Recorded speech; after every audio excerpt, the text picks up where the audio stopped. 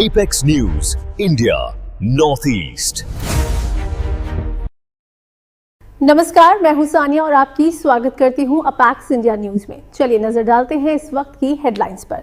Now the news in detail. Now Meghalaya में LPG supply की स्थिति को लेकर मंडे को एक प्रेस कॉन्फ्रेंस आयोजित की गई, जिसे आईएएस अधिकारी सलोनी वर्मा ने संबोधित किया।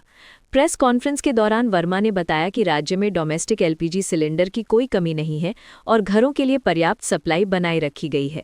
उन्होंने ये भी कहा कि कमर्शियल एलपीजी सिलेंडर की सप्लाई में लगभग 70% तक वृद्धि की गई है, जिससे व्यापार और हॉस्पिटैलिटी सेक्टर को राहत मिली है।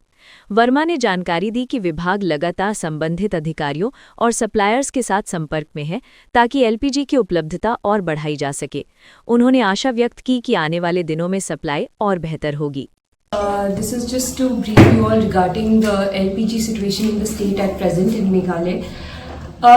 So simply put, as per Government of India's directives from 11th March 2026, there has been a certain cap on commercial LPG supply. So I would like to make it clear that as for domestic LPG, which is household LPG consumption, there is no such cap from the Government of India. As such, the efforts are by the state government, central government and the oil marketing companies to ensure that domestic LPG supply is not disrupted at all. So in that light, I'd like to share just some figures so that it's clear to everybody. Pre-crisis, which is before 11th March 2026, yes, 2026, before crisis, our average daily LPG cylinder requirement, domestic, I'm only talking about domestic, was around 6,000 to 7,000 cylinders daily, right? And after the crisis began, 11th March onwards, officially as we call it, domestic LPG consumers. Having said that, yes, we are aware that sometimes there are lines in front of, depots and distributor shops. But there are two main reasons for that, and I would like to make everybody aware of what these reasons are. The first reason is that from the oil marketing companies, there is something called a DAC that needs to be issued for anybody which wants a domestic LPG connection. You apply for it online. But to get this DAC, you need to have your EKYC done.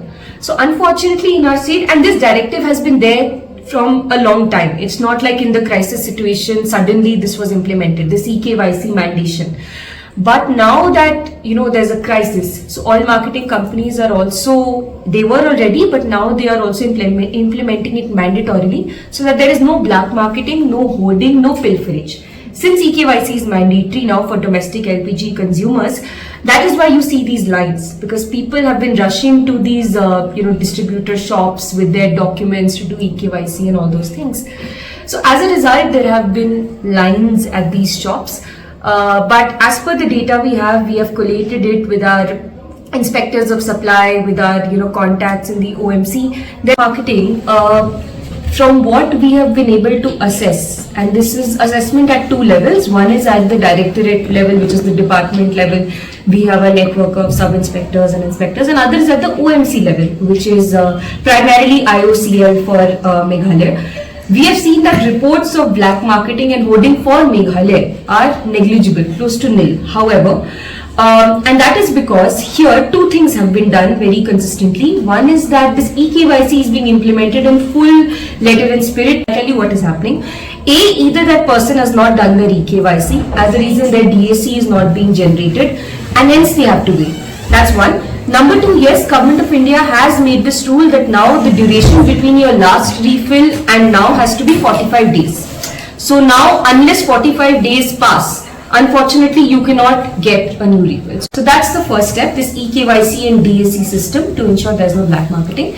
And secondly, what I've also been told by the OMC, IOCL, since they also have their foot soldiers, seeing what's happening. At the commercial level, in our state, most commercial beneficiaries are using commercial cylinders only.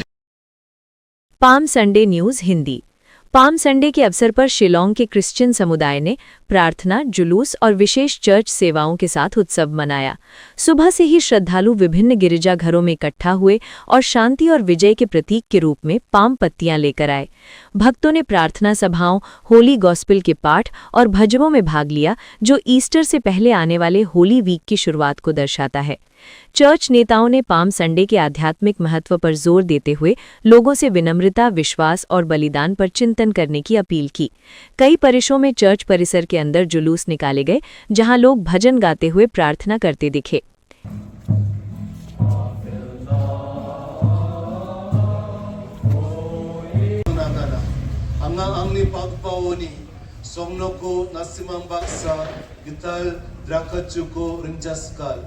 Anga yadraka buduni biteoni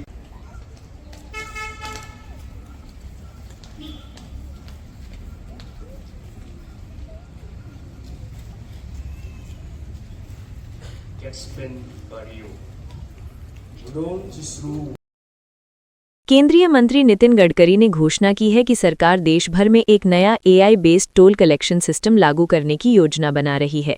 इस system के तहत cameras गाड़ियों के number plate की photo capture करेंगे, entry और exit point को automatically track करेंगे और सीधा यूजर्स के बैंक अकाउंट से टोल का भुगतान काट लिया जाएगा। इस कदम का उद्देश्य टोल कलेक्शन को सीमलेस बनाना और टोल प्लाजा पर भीड़ कम करना है। सरकार के अनुसार आने वाले समय में टोल कलेक्शन बढ़कर लगभग 3.5 से 4 ट्रिलियन रुपए तक पहुंचने की संभावना है, जबकि वर्तमान में यह करीब 85,000 करोड़ रुपीस है। कंस्ट्रक्शन में जैसे सुधार किया वैसे टोल कलेक्शन में किया। पहली बार टोल पे कैश पेमेंट करना पड़ता था, फिर हमने फास्ट ट्रैक लाया, अभी हमने मल्टी लेन फ्री फ्लो ये लाया है। इसमें ऐसा है कि हम लोग हमारा फास्ट ट्रैक भी है और AI टेक्नोलॉजी का उपयोग करके नंबर प्लेट का भी फोटो निकालकर डायरेक्ट उससे लिंक करके हम बैंक अकाउंट से उतना जहाँ से उन्होंने एंट्री की और जहाँ से बाहर निकले उतना ही पैसा उनके बैंक अकाउंट से निकलेगा। और जो ट्रक है ज़्यादा लोड होंगे, तो जैसे 10 टन का ट्रक है तो उसके बारे में हमने नियम बनाए, तो ज़्यादा उसके बारे में जो फाइन लगता है वो भी हमको आप UPI कार्ड के द्वारा या बाकी भी कार्ड का उपयोग करके देंगे। 1 अप्रैल से कास्ट जो कैश ट्रांजैक्शन है वो हमने बंद किया है। अभी हमारा टोल इनकम अलग अलग प्रकार के सोर्स है, पूरा 80 to 85,000 करोड़ है और ये ईयरली है। और अब इसमें से पहले हम लोग 15% खर्चा करते थे जो टोल कलेक्शन के लिए हमारा जाता था। अभी जो टेंडर निकले अभी हम उसमें 2 से 3% तक भी टेंडर आए हैं, तो हमारा 10 से 12% इसमें सेविंग हो रहा है। तो ये भी 85,000 करोड़ में पकड़ेंगे तो 8-9 हज़ार करोड़ वही सेविंग है। दूसरा जो कैश ट्रांजैक्शन बंद करने से ट्रांसपेरेंसी आई है, उसके भी लूप होल निकल गया है और लोगों को तकलीफ नहीं होगी, कहीं रुकने की जरूरत नहीं, कहीं क्यू नहीं, कहीं लाइन नहीं, किसी प्रकार की ये नहीं रहेगी। और अगर कोई डिफॉल्ट करता है, वैसी संभावना नहीं के बराबर है, तो हमने वाहन के साथ और RTO सर्विसेज के साथ जोड़ा है। अगर आपने टोल नहीं दिया और जब गाड़ी बेचने के लिए जाओगे तो आपको पहले ये सब ड्यूज क्लियर करने पड़ेंगे, तब आप गाड़ी बेच सकोगे। इंडियन नेवी ने LPG कैरियर्स को दिया सुरक्षा cover. North western Indian ocean से एक वीडियो सामने आया है, जहां इंडियन नेवी का वॉरशिप इंडिया जा रहे LPG कैरियर को एस्कॉर्ट कर रहा है। 2 Indian flagged LPG carriers BWTYR और BWELM आज सुरक्षित तरीके से हार्मुज स्ट्रेट से गुजरे।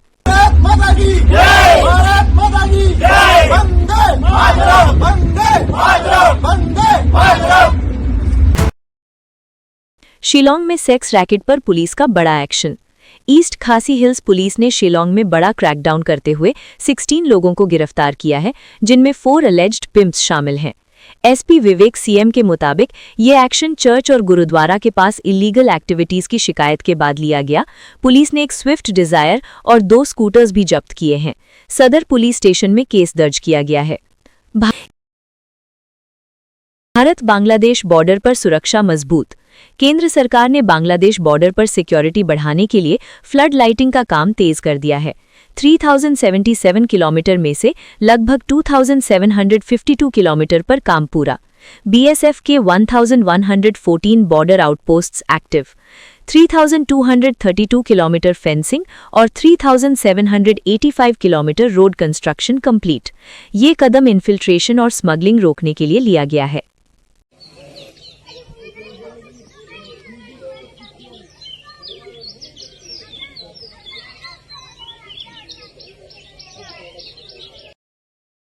एनआईए की नजर फॉरेन टेरर नेटवर्क पर। एनआईए अब 8 यूक्रेनियन नागरिकों की तलाश में है जो मैथ्यू वैन डाइक के नेटवर्क से जुड़े बताए जा रहे हैं। इन पर आरोप है कि इन्होंने नॉर्थ ईस्ट में आर्म्स और एडवांस्ड वॉरफेयर ट्रेनिंग दी, जिसमें ड्रोन और इलेक्ट्रॉनिक जैमिंग शामिल है। वेस्ट एशिया टेंशन के बीच इंडियन सीफेरर्स सुरक्षित। सरकार के मुताबिक पर्शियन गल्फ में मौजूद 20 इंडियन वेसल्स पर सवार लगभग 540 भारतीय नाविक सुरक्षित हैं। पिछले 24 घंटे में कोई इंसिडेंट नहीं। 938 सीफेरर्स को वापस लाया जा चुका है। डीजी शिपिंग लगातार मॉनिटरिंग कर रहा है।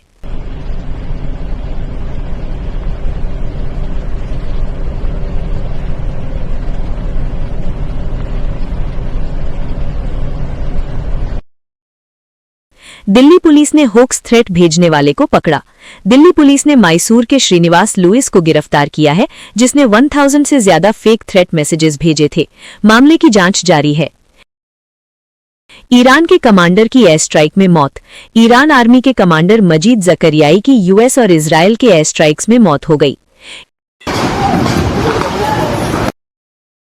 इंडिगो फ्लाइट में बड़ा हादसा टल गया। बेंगलुरु से वाराणसी जा रही इंडिगो फ्लाइट में मोहम्मद अदनान नाम के व्यक्ति ने इमरजेंसी डोर खोलने की कोशिश की। कैबिन क्रू ने तुरंत एक्शन लेकर उसे पकड़ लिया। इससे एक बड़े हवाई हादसे को टाला जा सका।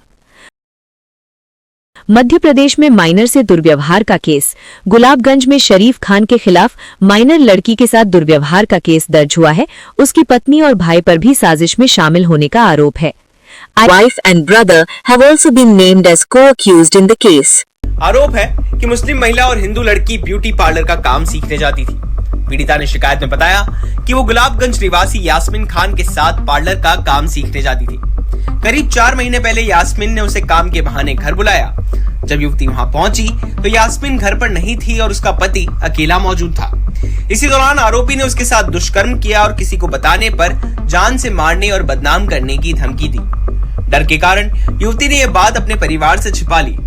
पीड़िता का कहना है कि जब उसने ये बात यास्मीन को बताई तो उसने मामले को नजरअंदाज करते हुए चुप रहने को कहा। इसके बाद कई बार यास्मीन उसे घर बुलाती और दबाव बनाकर अपने पति के साथ कमरे में भेज देती, जहां उसके साथ दुष्कर्म किया जाता, जबकि यास्मीन खुद बाहर निगरानी करती थी। शनिवार को भी शरीफ खान ने युवती को फोन कर घर बुलाया और नहीं आने पर बदनाम करने की धमकी दी। जब वो वहां पहुंची तो घर में यास्मीन और शरीफ का भाई मुबीन खान भी मौजूद थे। आरोप है कि तीनों की मौजूदगी में शरीफ ने युवती को जबरन कमरे में ले जाकर दुष्कर्म करने की कोशिश की। विरोध करने पर दोनों के बीच झगड़ा हुआ, जिसमें शरीफ गिरकर घायल हो गया। इसी दौरान किसी ने युवती के परिजनों को सूचना दी। मौके पर पहुंचे परिजनों ने युवती को वहां से बाहर निकाला। परिजनों को देखकर आरोपी भागने लगा, लेकिन भागते समय गिरकर घायल हो गया। पीड़िता की शिकायत पर पुलिस ने शरीफ खान, यास्मीन खान और मुबीन खान के खिलाफ दुष्कर्म समेत अन्य धाराओं में केस दर्ज कर लिया है। कैंट थाने में कल एक मामला सामने आया था, जिसमें एक महिला द्वारा बताया गया था कि एक व्यक्ति द्वारा उसके साथ गलत काम किया गया है और उसमें उसके भाई और उसकी पत्नी ने सहयोग किया था उसका गलत काम करने में।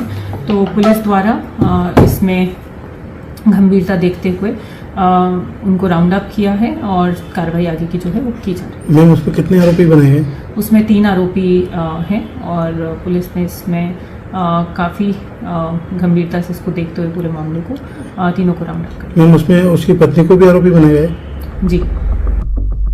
इस सनसनीखेज मामले में पुलिस ने तीनों आरोपियों के खिलाफ गंभीर धाराओं में केस दर्ज कर जांच शुरू कर दी है। पीड़िता को मेडिकल और कानूनी सहायता दी जा रही है। वहीं आरोपियों की गिरफ्तारी के प्रयास जारी है। पुलिस का कहना है कि मामले में हर पहलू की गहन जांच कर सख्त कार्रवाई की जाएगी, ताकि पीड़िता को न्याय मिल सके और दोषियों को कड़ी सजा मिले। गुना से विकास दीक्षित की रिपोर्ट, एमपी तक। आईटीबीपी जवानों ने दिखाई इंसानियत। छत्तीसगढ़ के नारायणपुर में आईटीबीपी जवानों ने एक गर्भवती महिला को 5 किलोमीटर तक स्ट्रेचर पर ले जाकर अस्पताल पहुंचाया। मां और बच्चा दोनों सुरक्षित हैं। केरोसिन डिस्ट्रीब्यूशन के लिए नए नियम। ईरान वॉर के चलते फ्यूल सप्लाई प्रभावित होने पर सरकार ने केरोसिन डिस्ट्रीब्यूशन के नियम हल्के किए हैं। 21 राज्यों में temporary distribution PSU petrol pumps पर बिक्री की अनुमति, 60 डेज के लिए व्यवस्था लागू। ईरान ने यूएस एयरक्राफ्ट को बनाया निशाना। ईरान ने सऊदी अरेबिया के प्रिंस सुल्तान एयरबेस पर यूएस के E-3 AWACS एयरक्राफ्ट पर हमला किया। ये एयरक्राफ्ट एक एडवांस्ड फ्लाइंग रेडार और कमांड सिस्टम होता है जो एयर ऑपरेशंस को कंट्रोल करता है। शहर का बड़ा बयान, बंगाल चुनाव को राष्ट्रीय सुरक्षा से जोड़ा। केंद्रीय गृह मंत्री अमित शाह ने कहा कि असम में बीजेपी सरकार बनने के बाद घुसपैठ काफी हद तक रुकी है, लेकिन अब पश्चिम बंगाल अवैध घुसपैठ का मुख्य रास्ता बन गया है। इस बयान से चुनावी माहौल और गर्म हो गया है। असम से घुसपैठ कमोबेश समाप्त हो गई। अब एक ही रास्ता बचा है जहां से घुसपैठ होकर पूरे देश के अंदर घुसपैठिए फैलते हैं और देश की सुरक्षा के साथ खिलवाड़ करते। इसलिए बंगाल का एक चुनाव बंगाल के लिए महत्वपूर्ण है कई मायनों में, और देश की सुरक्षा की दृष्टि से देश के लिए भी महत्वपूर्ण। भारतीय जनता पार्टी ने तय किया है कि तृणमूल कांग्रेस के शासन के खिलाफ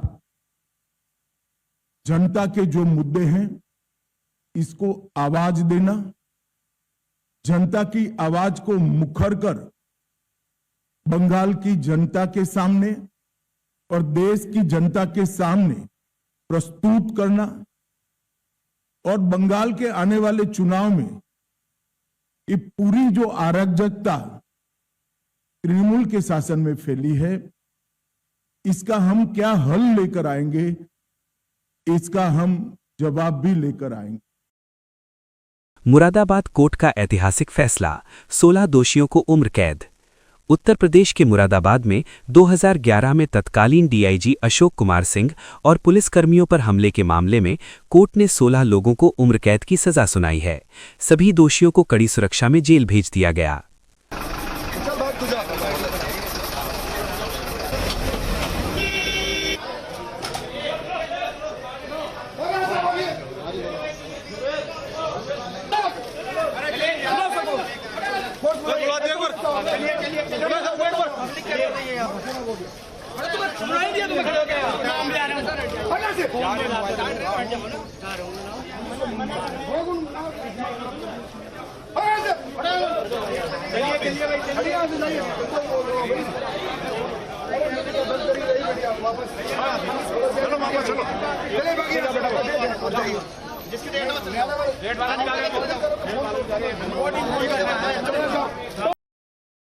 देवरिया में 3600 लीटर डीजल बरामद, सपा से जुड़े होने के आरोप।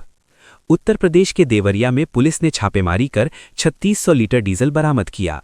आरोप है कि सपा से जुड़े व्यक्ति सरकार को बदनाम करने के लिए कृत्रिम कमी पैदा करने की कोशिश कर रहे थे। मामले की जांच तेज हो गई है।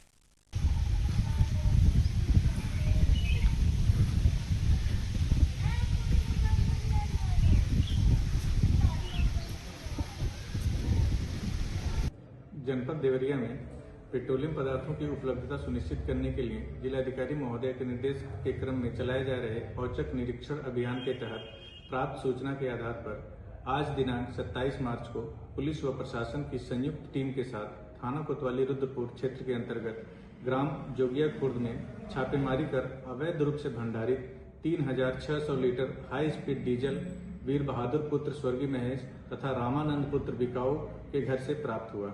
इस भंडारण हेतु कोई वैध अनुमति नहीं पाई गई, जिसके विरुद्ध विधिक कार्रवाई की अनुशंसा प्रेषित कर दी गई है। उत्तर कोरिया ने हाई थ्रस्ट मिसाइल इंजन का परीक्षण किया। उत्तर कोरिया के नेता किम जोंग उन की निगरानी में high thrust solid fuel missile engine का परीक्षण किया गया। इसे अमेरिका तक मार करने की क्षमता बढ़ाने की दिशा में बड़ा कदम माना जा रहा है।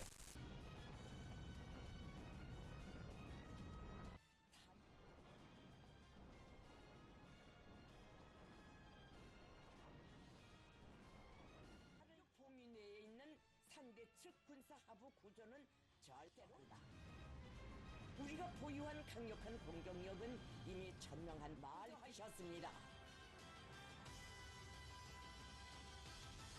억제력을 검열하기 위한 정상적인 훈련. 김종은 동지께서는 동행한 미사일 청국장 장창하 대장에게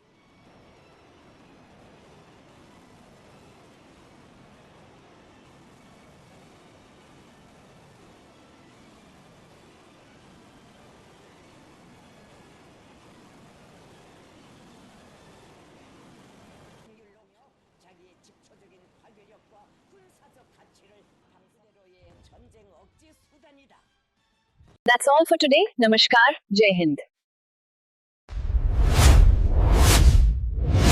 Apex News, India, Northeast.